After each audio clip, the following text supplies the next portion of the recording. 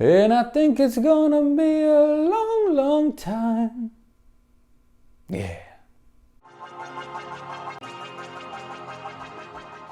Rocketman is directed by Dexter Fletcher. It stars Taron Egerton, Jamie Bell, Bryce Dallas Howard, and Richard Madden. Rocketman tells a larger-than-life story about how a young boy named Reginald turns out to be a musical legend known as Elton John.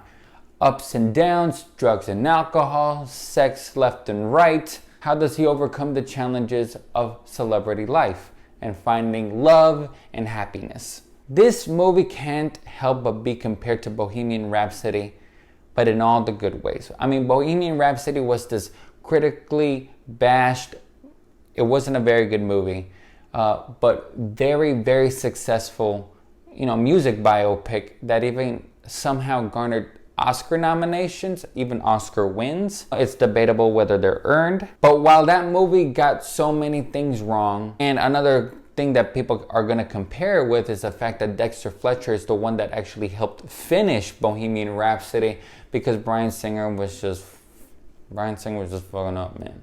But with all the things that Bohemian Rhapsody does wrong, Rocketman does right. It's not concerned with complete and total accuracy of the life story. It probably knows that it would fail in that mark, just kind of like how Bohemian Rhapsody decided to mess with the truth, change certain timelines and all that stuff. This one decided to be kind of like a larger-than-life fantasy musical. We don't see how they created the songs and when they created the songs.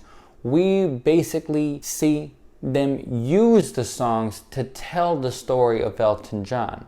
For example, there's an early scene where the whole family is together in the house and everyone just doesn't get along.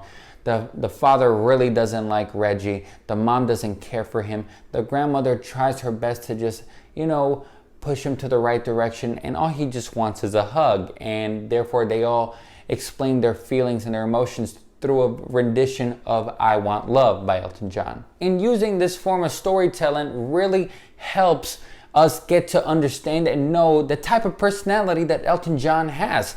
Vibrant, loud, energetic, imaginative, creative. It's, this type of storytelling fits Elton John like a glove, so it's only right that they did this to his movie. And man, is it a lot of fun. The musical numbers are fantastic. Taron Egerton. Damn! If that boy don't get no Oscar nomination, I'm gonna get mad, man. This dude brings 220% to the role. He dances, he sings his own songs. He literally makes the character his own.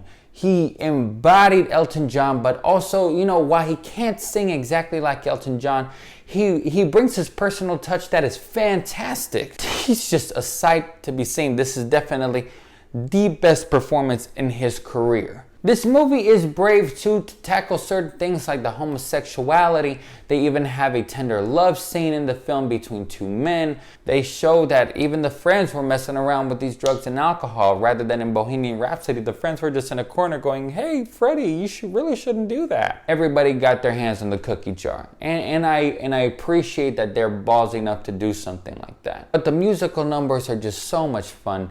Dexter Fletcher shows how creative of a director he is, and he really knocks this one out of the park. Everyone is just fantastic. Performances, Bryce Dallas Howard does her thing. I think she got a little bigger for the role, and she does her thing. Richard Madden playing basically the same character that Littlefinger played in Bohemian Rhapsody, the manager John Reed, who isn't so much a bad guy in Bohemian Rhapsody, but he's definitely the villain type in this film.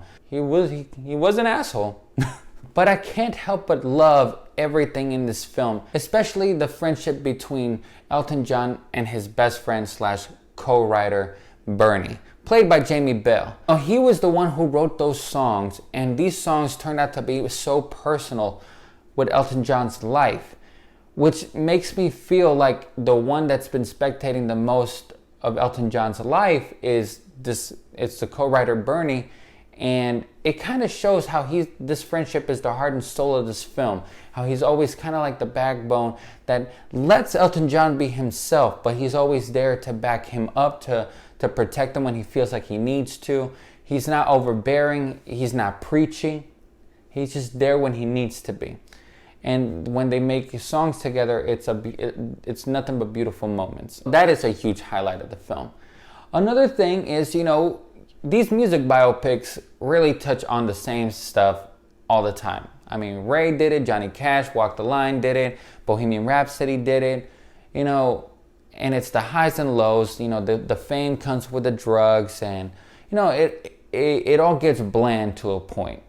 And what I appreciate in this movie is that they use the musical songs to basically turn it into a transitional montage. So they don't have to go through that kind of stuff again and again and be repetitive.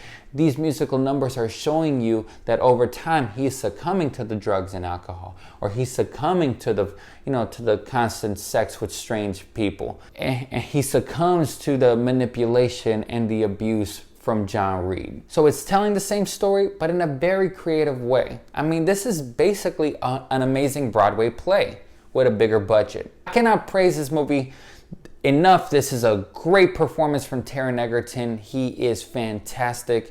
I mean, this dude is a showstopper. Great musical numbers, great choreography, great visuals, great time, great film. 5 stars. 5 out of 5 stars. But once again, guys, thanks for watching. If you like what you see here, click like at the bottom.